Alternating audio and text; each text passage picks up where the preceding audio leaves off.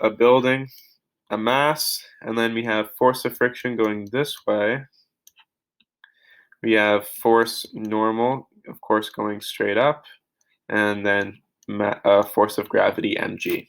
So we can say that the force of friction equals mu s Fn, and then here we know that the normal force equals the mass times the gravity.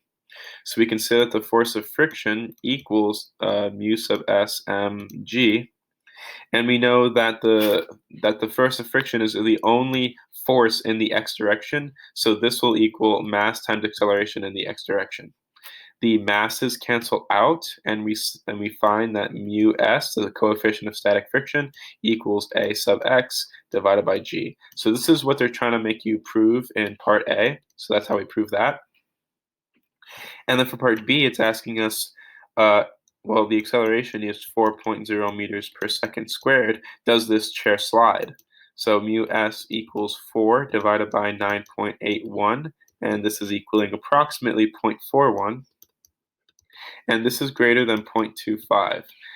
So if the coefficient of static friction between the chair and the ground is less than the coefficient of static friction calculated, the chair will slide. So this is essentially your answer for part B. That is the end of the solution. Thank you for watching.